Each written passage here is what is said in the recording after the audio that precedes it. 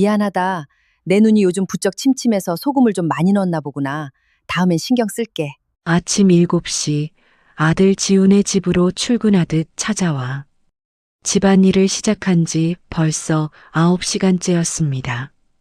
쌀을 씻어 안치고 구석구석 청소기를 돌리고 베란다에 쌓인 빨래를 세탁기에 넣어 돌린 뒤 굽은 허리를 펴가며 건조대에 널었습니다.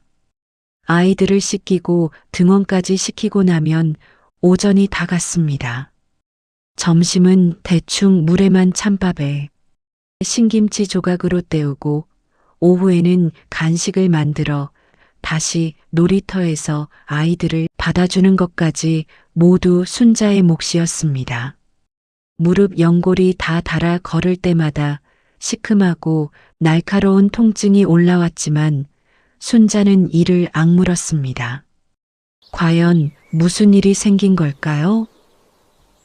구독과 좋아요 눌러주시고 댓글에 응원글 남겨주시면 행복을 나눠드립니다. 이야기 시작합니다. 오후 4시를 조금 넘은 시간, 서울 변두리의 한 아파트 단지 놀이터. 이순자 68세는 벤치에 겨우 걸터 앉아 연신 욱신거리는 허리와 무릎을 손바닥으로 내리쳤습니다. 초여름의 후텁지근한 바람이 이마에 송골송골 맺힌 땀방울을 식혀주기는커녕 숨을 턱턱 막히게 했습니다. 저 멀리서 미끄럼틀을 타고 모래바닥을 뒹굴며 소리를 지르는 7살, 5살배기 손주들의 모습이 보였습니다. 아이들은 지치지도 않는지 사방을 뛰어다녔고 순자는 잠시도 눈을 뗄 수 없었습니다. 혹시라도 넘어져 어디 한 군데라도 깨져서 들어가면 퇴근한 며느리의 잔소리가 불을 보듯 뻔했기 때문입니다.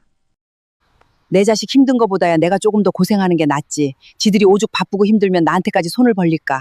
평생을 그렇게 엄마라는 이름 뒤에 숨어 자신을 지워가며 살아온 순자였습니다. 오후 6시 반이 조금 넘자 며느리 김효진이 피곤한 기색이 역력한 얼굴로 퇴근에 돌아왔습니다. 순자는 며느리가 들어오는 기척에 서둘러 아이들을 데리고 집으로 들어가 저녁상을 차렸습니다. 땀을 뻘뻘 흘려가며 정성껏 끓인 국산 된장찌개와 노릇하게 구운 갈치조림을 상에 올렸습니다. 뒤이어 퇴근한 아들 지훈이 넥타이를 느슨하게 풀며 식탁에 앉았습니다. 숟가락을 들고 찌개를 한 입 떠먹은 효진의 미간이 단박에 찌푸려졌습니다. 어머니, 제가 지난번에도 말씀드렸잖아요. 애들 먹는 반찬인데 간이 왜 이렇게 세요? 진정해. 중요해요. 요즘 애들 건강 생각해서 저염식으로 먹여야 한다고요. 그리고 갈치는 가시가 많아서 애들 목에 걸리면 어쩌려고 또 사오셨어요? 그냥 기성품 생선가스 같은 거 에어프라이어에 돌려주면 편한데 이를 사서 하세요. 감사 인사는커녕 날카로운 지적과 타박이 먼저 상 위로 날아왔습니다. 순자는 멋쩍은 듯 달아해진 행주를 손끝으로 만지작거리며 고개를 숙였습니다. 미안하다. 내 눈이 요즘 부쩍 침침해서 소금을 좀 많이 넣었나 보구나. 다음엔 신경 쓸게. 갈치는 내가 가시 다 발라내서 애들 밥 위에 얹어주마. 곁에서 눈치를 보던 아들 지우는 아내의 기분을 맞춰주려는 듯 한술 더 떴습니다. 엄마 요즘 나이 들면서 손끝 감각이 많이 무뎌진 거 아니야? 힘들면 힘들다고 말을 하든가. 매번 이렇게 반찬간도 못 맞추면 애들 키우는데 오히려 방해만 돼. 우리 회사 일로도 머리 아파 죽겠는데 집에서까지 음식 가지고 이러쿵저러쿵 소리 들어야겠어? 힘들면 그냥 쉬어. 말로만 쉬라고 할 뿐 지훈의 눈 어디에도 노모의 거친 손과 구분 등 휑한 눈빛을 걱정하는 기색은 없었습니다. 자식의 입에서 나온 차가운 말 한마디는 순자의 가슴을 날카롭게 베었습니다. 평생 무능하고 일찍 떠난 남편 뒷바라지에 사별 후에는 동대문 시장에서 생선 장사를 하며 지훈과 미영 두 남매를 남부럽지 않게 대학까지 졸업시킨 순자였습니다. 손에 생선 가시가 박혀 피가 나고 겨울이면 살이 터져 피가 흐르던 그 시절을 버텨낸 결과가 겨우 이것일까? 거칠어질 대로 거칠어진 자신의 손을 내려다보던 순자의 눈시울이 붉어졌습니다. 자식들의 눈에는 이제 자신이 그저 쓸모없고 손이 많이 가는 늙은 노인네이자 공짜 가정부로밖에는 보이지 않는 모양이었습니다. 저녁 식사가 끝난 뒤에도 순자는 쉴 수 없었습니다. 아들과 며느리가 TV를 보며 웃는 동안 설거지를 끝내고 거실 바닥에 사방으로 떨어진 장난감들을 허리를 숙여 정리하고 나니 밤 9시 반이 훌쩍 넘었습니다. 온몸의 뼈마디가 마디마디 부서져 내리는 것 같았습니다. 저 지훈아, 효진아, 나 이제 차 끊기기 전에 집에 가보마. 내일 아침에 애들 등원 전까지 다시 올게. 순자가 낡은 가방을 챙기며 조심스럽게 말했지만 아들 부부는 거실 소파에 나란히 앉아 스마트폰 화면을 보며 고개도 제대로 돌리지 않았습니다. 엄마 잘 가. 갈 때 도어락 문 잘 잠겼나 확인하고 가고. 지훈의 무심한 대답과 효진의 무반응을 뒤로하고 순자는 현관문을 열고 나왔습니다. 쿵 하고 닫히는 육중한 철문 소리가 마치 자식들과의 벽처럼 느껴졌습니다. 차가운 복도 불빛이 순자의 구분 등 뒤로 길게 그림자를 드리웠습니다. 집으로 돌아가는 만원 버스 안에서 순자는 창밖의 어두운 풍경을 바라보며 깊은 한숨을 내쉬었습니다. 가슴 깊은 곳에서부터 알 수 없는 외로움과 서글픔, 그리고 억울함이 밀려왔습니다. 자식들을 위해 청춘도, 건강도, 모든 것을 바쳤던 삶의 끝에 남은 것은 차가운 무관심과 당연하게 여겨지는 희생뿐이었습니다. 흠뻑 젖은 솜니부를 짊어진 것처럼 몸과 마음이 무겁게 가라앉아 숨쉬기조차 힘들었습니다. 며칠 뒤 주말, 오랜만에 집에 찾아온다는 딸 미영의 연락에 순자는 아침 일찍부터 서둘렀습니다. 삭신이 쑤셔 꼼짝도 하기 싫었지만 딸이 온다는 사실만으로도 가슴이 설렜습니다. 전통시장에가 고기를 끊어오고 딸이 입에 달고 살던 소불고기를 재우고 잡채를 만들며 부엌에서 땀을 한 바가지나 흘렸습니다. 자식들에게 받았던 서운함은 눈 녹듯 사라지고 그저 맛있게 먹을 딸의 모습만 상상했습니다. 낮 12시가 조금 넘자 미영이 문을 열고 들어왔습니다.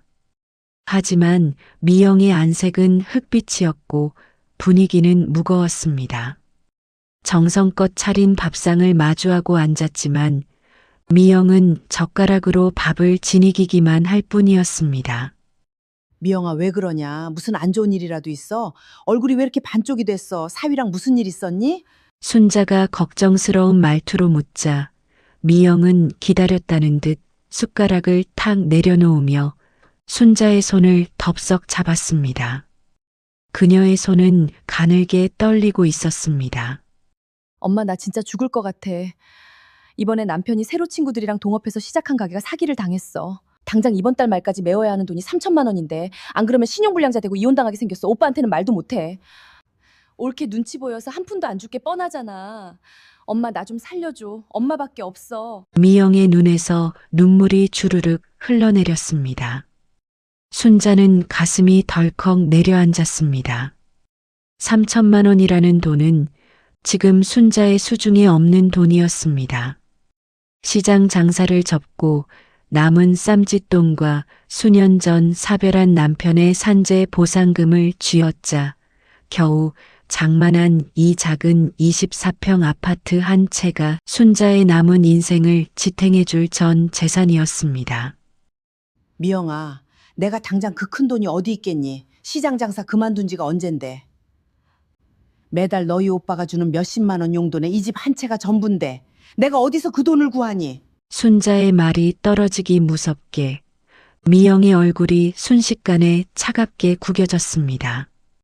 눈물을 닦아내던 손으로 순자의 손을 팍 뿌리치며 날카롭게 쏘아붙였습니다. 엄마는 매번 나한테만 돈 없다 소리야? 오빠 대학 등록금 대주고 대기업 다닐 때는 기 안 죽이려고 정장 다 해 입히고 결혼할 때는 아파트 전세 자금까지 몇 천만 원씩 턱턱 보태줬으면서 왜 나 힘든 건 보이지도 않아? 이 아파트 담보로 대출이라도 받달란 말이야. 딸이 길거리나 앉고 가정 파탄나게 생겼다는데 어떻게 그렇게 매정해? 엄마 자식은 오빠 하나뿐이야? 순자는 가슴이 갈기갈기 찢어지는 것 같았습니다. 자식에게 청춘을 다 바치고 남은 유일한 안식처인 집마저 담보로 내놓으라는 딸의 원망 섞인 요구에 정신이 아득해졌습니다. 순자는 자신의 가슴을 쿵쿵 치며 눈물로 고백했습니다. 미영아, 엄마도 요즘 몸이 예전 같지 않아. 밤마다 가슴이 불덩어리를 얹은 것처럼 답답하고 머리가 깨질 것처럼 아파서 잠을 못 자겠다. 며칠 전에는 길을 걷다가 눈앞이 캄캄해지면서 쓰러질 뻔했어. 나도 내 몸이 무서워. 너희들이 내 걱정 조금이라도 해줄 수는 없니? 순자가 눈물로 털어놓은 가슴 깊은 고백이었습니다. 자식들이 자신의 고통을 조금이라도 알아주고 걱정해 주길 바라는 마지막 외침이었습니다. 그러나 돌아온 딸의 반응은 잔인하리치만큼 이기적이었습니다. 엄마 나이 들면 여기저기 다 아픈 거야. 요즘 70다 된 노인네들 중에 안 아픈 사람이 어딨어? 다 그렇게 늙어가는 거지. 무슨 나이 50 먹은 사람처럼 유난스럽게 엄살 좀 부리지 마. 내 상처와 고통이 100배는 더 커. 당장 내 발등에 불이 떨어져서 죽겠는데 엄마 아픈 게 눈에 들어와? 정말 이기적이다 엄마도. 결국 안 해주겠다는 핑계잖아. 미영은 신경질적으로 백을 챙겨 들고 의자를 드르륵 밀며 일어났습니다. 그리고 뒤도 돌아보지 않고 현관문을 쾅 닫으며 나가버렸습니다. 홀로 남겨진 거실에는 차가운 정막과 딸이 남긴 독설의 잔해만이 감돌았습니다. 순자는 식탁 밑 바닥에 주저앉아 무릎에 얼굴을 묻고 엉엉 울기 시작했습니다. 통곡이 거실 가득 퍼졌습니다. 자식이라는 존재는 도대체 무엇일까? 기쁠 때나 슬플 때나 오직 자식 새끼들 입에 밥 들어가는 것만 보며 살았는데 정작 내가 아프고 외로울 때 그들은 철저하게 내 가슴에 대못을 박는구나. 그날 밤 순자는 극심한 두통과 함께 가슴이 터질 것 같은 화병으로 단 한숨도 자지 못했습니다. 어둠 속에서 홀로 끙끙 앓으며 피눈물을 흘리는 노모의 고통을 아는 자식은 이 세상에 아무도 없었습니다. 딸 미영이 다녀간 지 일주일도 채 되지 않아 이번에는 아들 지훈과 며느리 효진이 늦은 밤 순자의 집을 찾아왔습니다. 그들의 손에는 고급 과일 바구니가 들려 있었습니다. 평소라면 절대 하지 않을 행동에 순자는 가슴이 또다시 불안하게 뛰기 시작했습니다. 며느리 효진은 순자의 손을 꼭 잡으며 가식적인 미소를 지었습니다. 어머니, 저희 지훈 씨 이번에 큰맘 먹고 강남 쪽으로 사업 확장하기로 했어요. 이번 기회만 잘 잡으면 대박 나서 어머니 최고급 실버타운 모시고 호강시켜 드릴 수 있어요. 그런데 당장 계약금이 조금 부족해서요. 결국 본색을 드러낸 것이었습니다. 아들 지훈이 거들었습니다. 엄마 미영이한테 들었어. 미영이가 집 담보로 돈 달라고 했다며? 걔 주지 마. 사유새끼 사업 머리 없는 거 알잖아. 차라리 나한테 투자해. 이 집 내 명의로 돌려서 대출 받으면 이자도 싸고 다 해결돼. 엄마 우리랑 같이 살면 되잖아. 이 작은 집 지키고 있을 이유가 뭐 있어? 내 명의로 바꾸고 큰 집으로 이사 가자. 순자는 자식들의 끝없는 탐욕에 기가 막혔습니다. 하지만 지훈은 엄마 나 못 믿어? 내가 엄마 장남이야. 내가 엄마 노후 책임진다니까? 집요하게 물고 늘어졌습니다. 평생 아들을 하늘처럼 믿고 살아온 순자는 자식에 호강시켜주겠다는 눈물 섞인 약속에 결국 무너지고 말았습니다. 서랍 깊숙이 보관해 두었던 인감도장과 집 문서를 꺼내어 지훈의 손에 쥐어주었습니다. 그것이 자신의 목줄을 넘겨주는 행위인 줄도 모른 채 도장을 넘겨받은 지훈 부부의 태도는 180도 바뀌었습니다.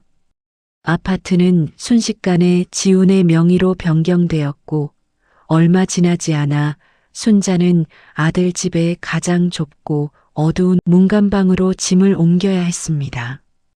자식들과 합가하면 따뜻한 밥상을 함께할 줄 알았으나 현실은 지옥이었습니다. 순자는 아들 집에서 손주 양육과 살림을 도맡아 하면서도 매 순간 눈칫밥을 먹었습니다. 며느리는 어머니 청소기 돌릴 때 먼지 나니까 애들 없을 때 하세요. 반찬이 이게 뭐냐? 조미료 넣으신 거 아니냐며 사사건건 구박했습니다. 아들 지우는 아내의 구박을 보면서도 방관할 뿐이었습니다.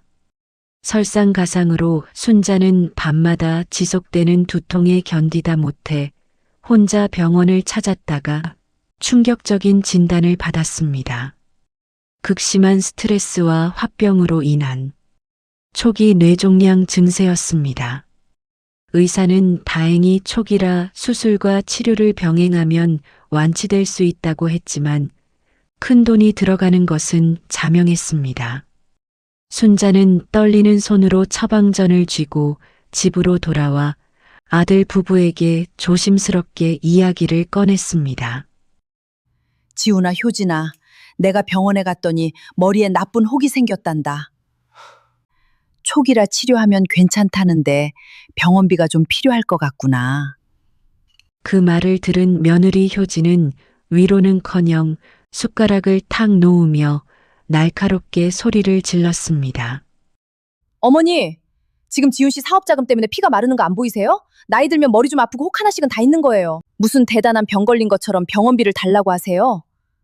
우리 집 거덜내실 일 있어요? 아들 지훈 역시 고개를 돌리며 차갑게 외면했습니다. 엄마, 나 지금 당장 10만 원도 아쉬운 상황이야. 조금 참아봐. 나이 먹으면 다 그래. 순자는 눈앞이 캄캄해졌습니다. 자신의 집을 빼앗아간 자식들이 이제는 자신의 목숨줄이 걸린 병원비마저 아깝다며 외면하는 모습에 심장이 터질 것 같았습니다. 잔인한 불행은 여기서 끝이 아니었습니다.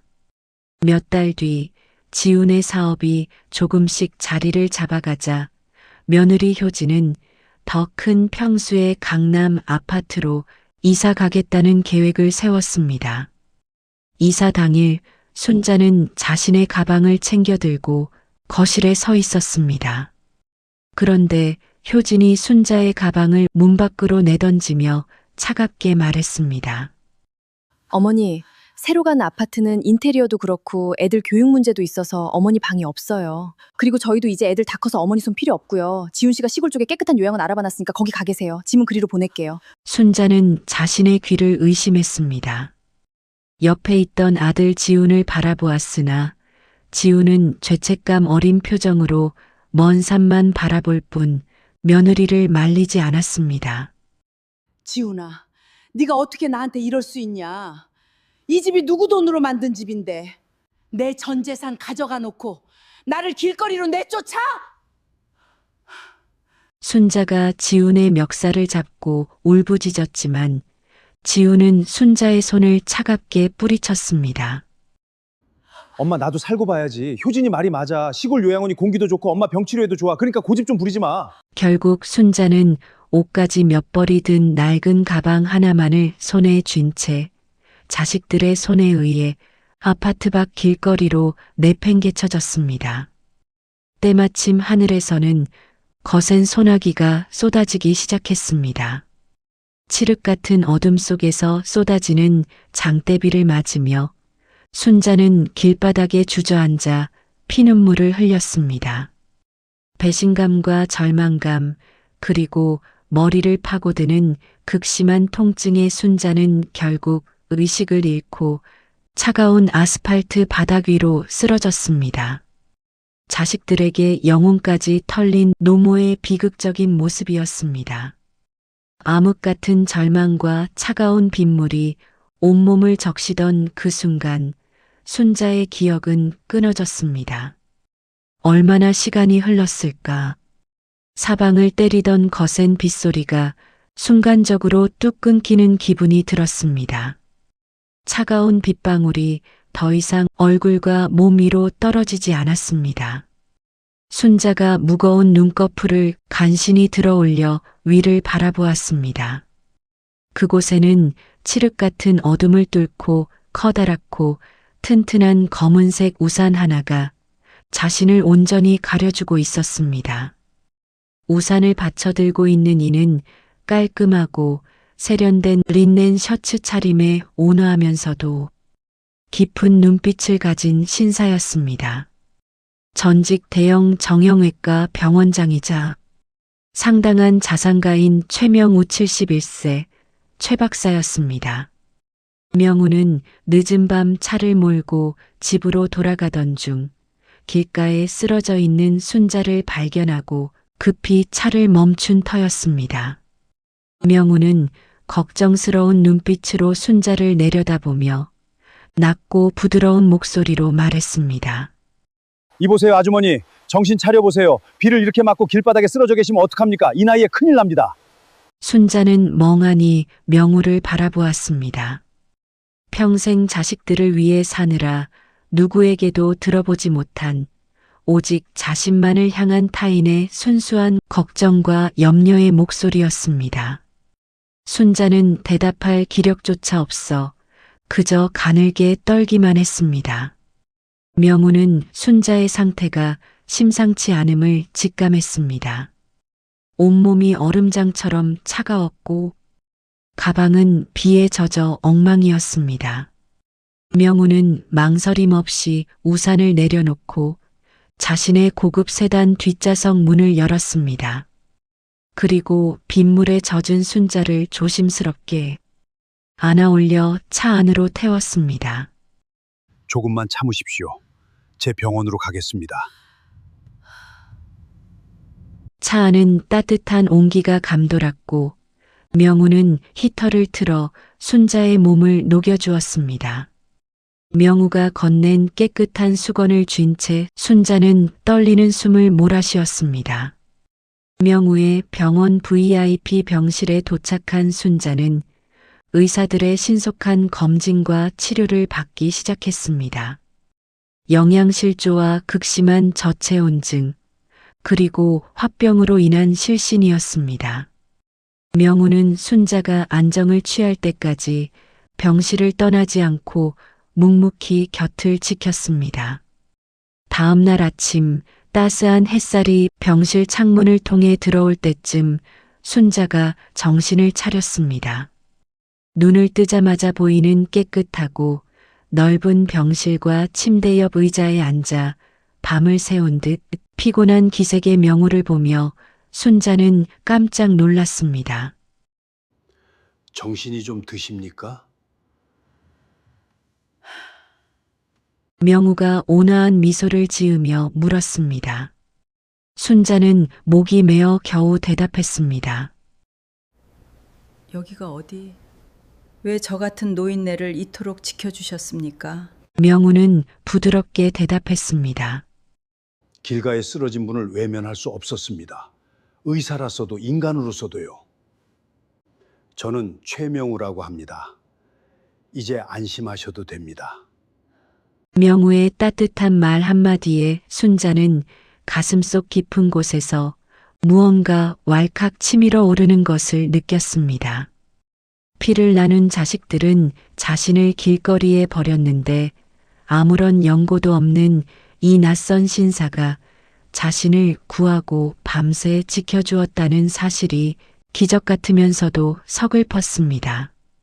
명우와의 이 만남은 순자의 황폐해진 남은 인생에 찾아온 말 그대로 기적 같은 구원의 서막이었습니다. 일주일 동안 명우의 극진한 배려 속에서 순자는 병원에서 치료를 받으며 건강을 회복해 나갔습니다. 명우는 매일 아침 순자의 병실을 찾아와 건강 상태를 체크하고 지루해할 순자를 위해 다정한 말동무가 되어 주었습니다. 그 과정에서 명우는 순자의 거칠고 주름진 손, 영양실조 상태, 그리고 자식들에게 전 재산을 빼앗기고 길거리에 내팽개쳐진 비극적인 사연을 모두 알게 되었습니다. 이야기를 전해 들은 명우의 눈빛은 자식들을 향한 깊은 분노와 함께 순자를 향한 가슴 아픈 연민으로 가득 찼습니다. 어느 날 오후 병원 옥상 정원을 함께 산책하던 중 순자는 또다시 자식들 생각이나 눈물을 흘렸습니다. 내가 전생에 무슨 죄를 지어서 자식들에게 그런 천대를 받고 버려졌는지 모르겠습니다. 내 인생이 너무나 허망하고 억울합니다. 순자가 가슴을 쥐어짜며 통곡하자 명우는 걸음을 멈추고 돌아섰습니다. 그리고 테이블 위에 놓인 순자의 마디 굵고 흉터 가득한 손을 두 손으로 감싸 쥐었습니다. 명우의 손은 따뜻했고 단단했습니다. 명우는 순자의 눈을 똑바로 바라보며 진심을 담아 한자 한자 내뱉었습니다. 이순자 씨, 자식들 키우느라 그 모진 세월 버텨내느라 평생을 참 치열하게도 살아오셨군요. 손에 박힌 이 굳은 살들이 아주머니가 얼마나 성실하고 위대한 어머니였는지 증명해주고 있습니다. 그 배은망덕한 자식 새끼들이 모르는 아주머니의 가치를 이제는 내가 압니다. 참 예쁘게 그리고 훌륭하게 살아오셨습니다. 자식들 때문에 평생을 도둑 맞으셨군요. 그동안 정말 당신 고생 많았소. 이제는 내가 당신 아픔 다 알아줄 테니 더 이상 혼자 울지 마시오. 당신 고생 많았소. 명우의 눈시울이 붉어졌습니다. 명우는 순자의 손등을 지그시 누르며 가슴 깊은 곳에서 우러나오는 목소리로 말했습니다. 평생 자식들을 위해 뼈가 부서져라 일하면서도 단 한 번도 들어보지 못했던 말. 당연한 의무이자 희생으로만 여겨졌던 자신의 삶을 온전히 인정해주고 위로해주는 그 한마디가 순자의 영혼을 관통했습니다. 평생 가슴속에 웅얼이졌던 화병과 슬픔이 명우의 진심 어린 한마디에 씻은 듯이 녹아내렸습니다. 순자는 명우의 손을 잡고 아기처럼 소리내어 엉엉 울었습니다. 명우는 그런 순자의 어깨를 다정하게 감싸 안으며 그녀의 슬픔이 다 씻겨 내려갈 때까지 묵묵히 버팀목이 되어 주었습니다. 오직 한 사람, 내 아픔을 통째로 알아준 그 사람 덕분에 순자의 멈췄던 심장이 다시 뛰기 시작했습니다. 명우의 도움으로 병원을 퇴원한 순자는 완전히 새로운 삶을 시작했습니다. 명우는 순자가 자식들의 간섭 없이 편안하게 지낼 수 있도록 자신이 소유한 고급 아파트 한 채를 순자의 거처로 마련해 주었습니다. 평생 남의 집 눈칫밥만 먹던 순자에게 오롯이 자신만을 위한 아름다운 공간이 생긴 것이었습니다. 주말 아침 순자의 집 앞 골목길에 번쩍이는 명우의 세단이 멈춰 섰습니다. 차에서 내린 명우는 세련된 린넨 재킷을 걸쳐 멋부린 티가 역력했습니다. 문을 열고 나오는 순자를 본 명우의 눈이 동그래졌습니다. 순자는 평생 자식들 옷만 사입히느라 시장 가판대에서 산 낡은 티셔츠만 입던 사람이었습니다. 하지만 오늘은 명우가 지난번 선물해준 연분홍빛 실크 스카프를 목에 예쁘게 두르고 있었습니다. 순자 씨, 오늘 정말 눈이 부십니다. 꼭 수목원에 핀 장미꽃 같소. 명우가 차 문을 직접 열어주며 조심스럽게 허리를 숙였습니다. 평생 남편 차 문 한 번 열어줘 본 적 없고 자식들 차 탈 때면 늘 엄마 문 3개 닫지 마 타박만 듣던 순자였습니다. 조수석에 앉자마자 명우가 부드러운 손길로 다가와 안전벨트를 대신 메어주었습니다. 순간 명우에게서 풍기는 은은한 스킨 향과 가까워진 숨결에 순자의 심장이 쿵쾅쿵쾅 뛰기 시작했습니다. 볼이 화끈거려 순자는 창밖만 바라보았습니다. 두 사람이 도착한 곳은 아는 사람만 안다는 프라이빗한 고급 한정식 레스토랑이었습니다. 통유리 너머로 푸른 정원이 펼쳐진 룸으로 안내받았습니다. 순자는 비싸 보이는 분위기에 주춤했지만 명우는 자연스럽게 순자의 의자를 빼주며 앉혔습니다. 잠시 후 정갈하고 화려한 요리들이 줄을 지어 나왔습니다. 순자는 버릇처럼 젓가락을 들어 가장 좋은 고기 요리를 명우의 앞접시에 놓아주려 했습니다. 평생 맛있는 부위는 남편과 자식들 입에 먼저 넣어주던 버릇이었습니다. 그때 명우가 부드럽게 순자의 젓가락을 막아 세웠습니다. 순자 씨, 이제 그러지 마세요. 여기서는 순자 씨가 제일 먼저입니다. 대접 받으세요. 고마워요. 명우는 두툼한 갈비찜에서 가장 부드러운 살코기만 쏙 발라내어 순자의 숟가락 위에 얹어 주었습니다. 그리고 따뜻한 보리굴비 살을 손수 발라 밥 위에 올려주었습니다. 그동안 남들 입에 맛있는 거 넣어주느라 바쁘셨으니 오늘부터는 내가 순자 씨만 챙길 겁니다. 얼른 드셔보세요. 평생 엄마라는 이유로 늘 식탁 가장자리에 앉아 자식들이 먹다 남은 찬밥에 물을 말아 먹던 순자였습니다. 오직 나만을 위해 정성스럽게 고기를 발라주는 남자의 손길을 바라보며 순자는 목이 메어왔습니다. 눈물이 핑 도는 순자를 보며 명우는 휴지로 다정하게 눈가를 훔쳐주었습니다. 식사를 마친 두 사람은 향기로운 장미가 만발한 수목원 산책로를 걸었습니다. 햇살이 제법 따가워지자 명우는 미리 준비한 하얀 양산을 펼쳐 순자 쪽으로 씌워주었습니다. 명우의 어깨 반쪽이 햇빛에 그대로 노출되는 것을 본 순자가 미안해하자 명우는 슬쩍 순자의 어깨를 감싸 안으며 자기 쪽으로 당겼습니다. 자연스럽게 두 사람의 거리가 좁혀졌습니다. 명우가 조심스럽게 슬그머니 손을 내려 순자의 손가락을 하나씩 얽어주며 깍지를 꼈습니다. 거칠고 마디 굵은 순자의 손을 명우의 따뜻하고 든든한 손이 빈틈없이 꽉 채웠습니다. 순자 씨 손이 참 따뜻합니다. 평생 성실하게 살아온 이 손이 나는 세상에서 제일 아름답소. 명우가 걸음을 멈추고 순자의 손등에 가볍게 입을 맞추었습니다.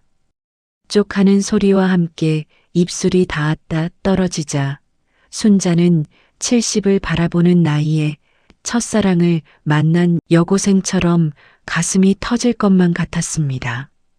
자식들에게 엄마 손은 왜 이렇게 까칠해? 라며 천대받던 손이었습니다. 산책로의 끝, 사람들의 발길이 닿지 않는 조용한 비밀 정원에 다다랐습니다. 흐드러지게 핀 넝쿨 장미들이 아치형 터널을 이루고 있었고 그 너머로 석양이 붉게 물들기 시작했습니다. 두 사람은 벤치에 나란히 앉았습니다. 명우는 줄곧 잡고 있던 순자의 손을 놓지 않고 더 꽉 쥐어 잡았습니다. 순자 씨, 오늘 즐거우셨습니까? 네, 정말 즐거웠어요. 명우의 나직한 목소리에 순자가 고개를 끄덕였습니다. 명우가 깍지 낀 손을 들어 순자의 어깨를 부드럽게 감싸 안았습니다. 명우의 든든한 팔에 이끌려 순자는 자연스럽게 명우의 품에 안겼습니다. 아! 순자가 작은 신음소리를 내며 명우의 가슴에 얼굴을 묻었습니다. 명우의 가슴에서는 규칙적이고 단단한 심장 소리가 들려왔습니다. 명우는 순자를 더욱 깊숙이 끌어안았습니다. 한 손으로는 순자의 굽은 등을 어루만지고 다른 한 손으로는 순자의 머리카락을 다정하게 쓰다듬었습니다. 평생 자식들, 남편만 안아주고 쓰다듬어 주던 순자였습니다. 오직 나만을 위해 나를 품에 안고 위로해주는 남자의 품 안에서 순자는 눈물을 펑펑 쏟아냈습니다. 순자 씨, 내가 평생 당신을 이렇게 안아주고 지켜드리겠소. 더 이상 외로워하지 마시오. 명우가 울먹이는 순자의 귀에 대고 속삭였습니다. 순자는 울음을 그치고 명우의 품에서 고개를 살짝 들었습니다. 명우는 손가락으로 다정하게 그녀의 눈물을 닦아주었습니다. 두 사람의 얼굴이 천천히 가까워졌습니다. 처음에는 명우의 입술이 순자의 이마에 조심스럽게 닿았습니다. 평생의 삶을 축복해주는 듯한 따뜻하고 가벼운 입맞춤이었습니다. 하지만 이내 명우는 고개를 살짝 비틀어 순자의 메마른 입술 위에 자신의 입술을 조심스럽게 포개어 왔습니다. 사랑해. 70평생 오직 여자로서 대접받는 느낌은 처음이었습니다. 명우의 입술은 한없이 부드럽고 따뜻했습니다. 명우의 숨결이 순자의 입안으로 퍼져나가며 꽁꽁 얼어붙었던 순자의 심장을 기적처럼 녹여내리기 시작했습니다. 순자는 눈을 감고 명우의 목을 조심스럽게 감싸 안았습니다. 자식들에게 험한 말만 들으며 천대받던 입술이 명우의 입술을 통해 세상에서 가장 귀하고 아름다운 존재로 다시 태어나고 있었습니다. 서로의 상처를 보듬어주고 영혼을 위로하며 남은 생을 함께하겠다는 무언의 약속과도 같은 깊고 애틋한 황혼의 키스였습니다. 석양이 두 사람의 아름답고 감동적인 모습을 붉은색으로 물들이며 세상에서 가장 아름다운 한 폭의 그림을 완성해주고 있었습니다.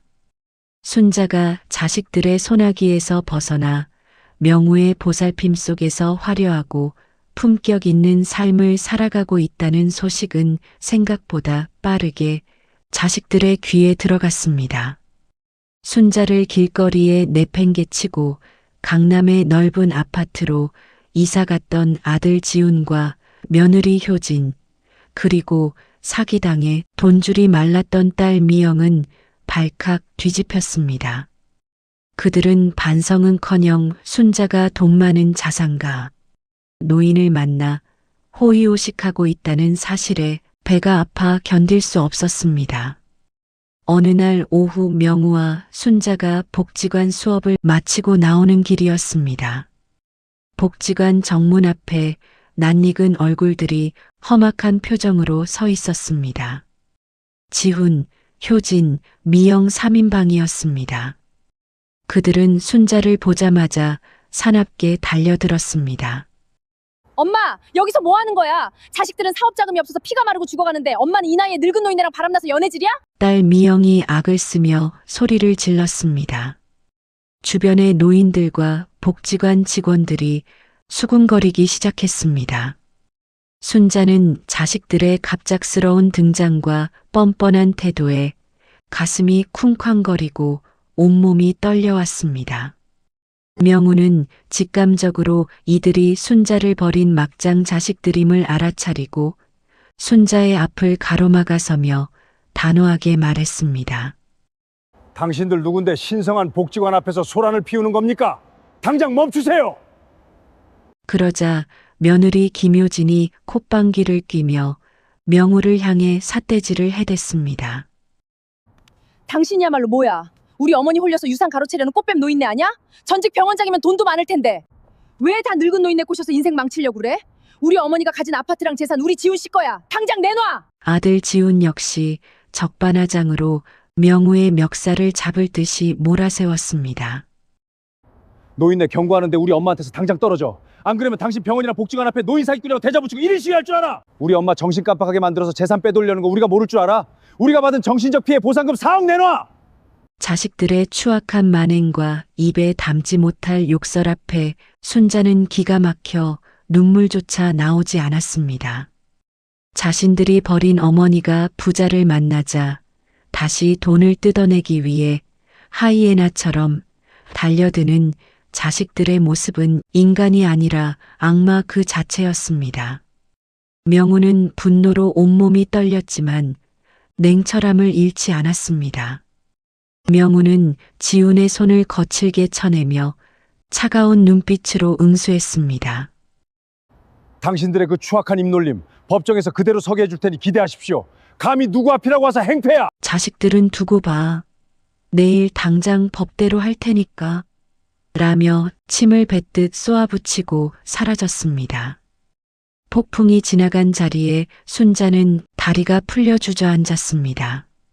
자식들의 끝없는 탐욕과 이기심은 순자의 마지막 남은 인내심을 통째로 끊어놓았습니다. 이제는 정말 결단을 내려야 할 때였습니다. 자식들의 적반하장 협박 사건 이후 순자의 눈빛은 이전과 완전히 달라졌습니다. 더 이상 자식이라는 이유로 눈물 흘리고 참아주는 나약한 어머니가 아니었습니다. 명우는 자신의 인맥을 총동원해 국내 최고 로펌의 형사민사 전문 변호사들을 순자에게 주선해 주었습니다. 명우의 전폭적인 법적 경제적 조력 아래 순자는 자식들을 향한 완벽한 반격을 준비했습니다. 지훈 부부가 순자의 도장을 도용해 아파트를 가로챈 사기 혐의, 그리고 비 오는 날 길거리에 내팽개친 노인 학대 및 유기 혐의, 복지관 앞에서의 명예훼손까지 모든 증거와 녹취록이 변호사들의 손에 의해 일목요연하게 정리되었습니다.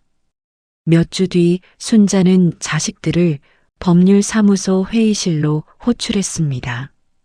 자식들은 합의금이나 돈을 줄 줄 알고 싱글벙글하며 회의실 문을 열고 들어왔습니다. 하지만 그곳에는 엄숙한 표정의 변호사들과 단정한 정장 차림의 서슬퍼런 기세를 뿜어내는 순자, 그리고 든든한 버팀목인 명우가 앉아 있었습니다. 엄마, 돈 주려고 부른 거야? 4억 준비됐어? 지훈이 뻔뻔하게 묻자 순자가 테이블을 쾅 내리쳤습니다. 그 거대한 소리에 자식들은 순간 깜짝 놀라 입을 다물었습니다. 이 배은망덕한 놈들아! 너희들이 내 자식이 맞느냐? 평생 내 피와 살을 깎아 키워놨더니 내 유일한 집을 사기쳐서 가로채고 나를 빗속 길거리로 내쫓아! 그러고도 너희가 사람 새끼야? 순자의 호통에 며느리 효진이 대들려 했습니다. 어머니, 말이 왜 그래요? 닥쳐라! 내 인연!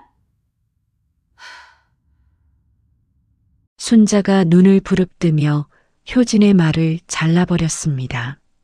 잘 들어라. 오늘부로 나는 너희들을 불효소 사만 소송 및 노인 학대와 유기 사기 혐의로 정식 고소했다. 너희들이 내 도장 훔쳐서 가져간 그 아파트 법정에서 고스란히 몰수당할 것이다. 엄마, 그건 그리고 복지관 앞에서의 행패 역시 명예훼손과 협박죄로 형사처벌을 받게 될 것이다. 담당 변호사가 고소장과 증거 서류를 자식들의 앞에 툭 던졌습니다. 서류에 적힌 구체적인 혐의와 실형 가능성을 확인한 자식들의 얼굴이 순간 종이장처럼 하얗게 질려갔습니다. 엄마, 진짜 미쳤어? 자식이 잘못될 수도 있는데 고소를 해? 엄마 맞아? 딸 미영이 비명을 질렀지만 명우가 한 걸음 앞으로 걸어 나오며 카리스마 있는 목소리로 제압했습니다. 조용히 하십시오. 당신들이 부모에게 행한 짓은 천륜을 저버린 범죄입니다. 합의는 없습니다. 법이 허용하는 가장 무거운 처벌을 받게 할 것입니다. 당신들 장남 사업체 인정과 아파트 모두 압류 절차에 들어가서 그리하십시오. 완벽한 법과 돈의 힘 앞에 자식들은 자신들이 저지른 탐욕이 부메랑이 되어 돌아왔음을 깨달았습니다. 지훈과 미영은 순자의 바짓가랑이를 붙잡고 엄마, 우리가 잘못했어. 한 번만 살려줘. 눈물로 빌었지만 순자는 차갑게 그 손을 쳐냈습니다. 내 인생은 이제 내 것이다. 너희 자식이라는 이름의 추악한 굴레에서 나는 이제 완전히 벗어날 것이다. 내 눈앞에서 당장 꺼져라. 평생을 지탱해온 가짜 효도와 짐을 통쾌하게 부숴버리는 가슴이 뻥 뚫리는 최고의 사이다 선언이었습니다. 자식들은 비참하게 법률사무소 밖으로 끌려나갔습니다. 재판의 결과는 완벽한 정의의 승리였습니다. 아들 지훈과 며느리 효진은 사기 및 노인 학대 혐의가 인정되어 가로챘던 순자의 아파트를 전액 몰수당한 것은 물론 집행유예와 사회봉사 명령 등 법적 처벌을 받았습니다. 사업 자금줄이 막히고 아파트까지 압류당한 자식들은 순식간에 파멸하여 자신들이 순자를 내쫓았던 변두리 문간방보다 더 비참한 처지로 전락했습니다. 순자는 되찾은 아파트와 재산을 자식들에게 단 한 푼도 남기지 않고 자신처럼 자식들에게 버림받은 독거노인들을 위한 장학재단에 전액 기부했습니다. 돈보다 더 소중한 진정한 행복과 평화를 찾았기 때문입니다. 모든 소송과 정리가 끝난 뒤 순자는 명우와 함께 서울을 떠났습니다. 그들이 향한 곳은 공기 좋고 물 맑은 경기도의 한 아담한 전원주택이었습니다. 그곳은 명우가 순자와의 제2의 인생, 진정한 동행을 위해 오랫동안 정성껏 가꾸어온 비밀 정원 같은 곳이었습니다. 마당에는 순자가 좋아하는 장미와 들꽃들이 가득 피어 있었고 거실 창문 너머로는 푸른 산방이 한눈에 들어왔습니다. 두 사람의 일상은 소박하지만 한없이 달콤하고 행복했습니다. 아침에 눈을 뜨면 함께 마당의 텃밭을 가꾸며 상추와 고추를 땄고 낮에는 정자에 앉아 명우가 달여주는 따뜻한 대추차를 마시며 서예를 즐겼습니다. 저녁에는 서로의 손을 꼭 잡고 동네 어귀를 산책하며 지나온 삶의 상처를 따뜻하게 덮어주었습니다. 자식들의 구박도 세상의 차가운 눈총도 이제는 그들의 행복을 방해할 수 없었습니다.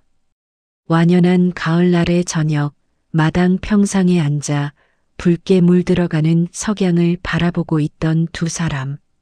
명우가 방에서 작은 상자 하나를 가지고 나와 순자의 앞에 섰습니다. 상자를 열자 그 안에는 영롱하게 빛나는 최고급 진주 반지가 들어 있었습니다. 명우는 순자의 주름진 손을 조심스럽게 잡아 반지를 끼워주며 눈시울을 붉힌 채 속삭였습니다. 이순자 씨, 내 곁에 와주어서 다시 한번 살아갈 용기를 내주어서 정말 고맙소. 고마워요. 지나온 세월 동안 흘린 눈물만큼 앞으로 남은 인생은 내가 온전히 행복으로만 채워주겠어. 나와 여생을 함께 해주시겠습니까? 네, 함께해요. 평생 누구의 어머니, 누구의 아내로만 불리며 희생했던 이순자라는 이름 석 자가 명우의 품 안에서 세상 가장 소중한 여자로 다시 태어나는 순간이었습니다. 순자는 명우의 단단하고 따뜻한 가슴에 얼굴을 묻으며 환하게 웃었습니다. 고마워요. 자식도 몰라주던 내 아픔 알아준 당신을 만난 건 내 인생의 가장 큰 기적이자 축복입니다. 사랑합니다. 고마워요. 두 사람은 석양빛 아래서 다시 한번 깊고 애틋한 포옹과 입맞춤을 나누었습니다.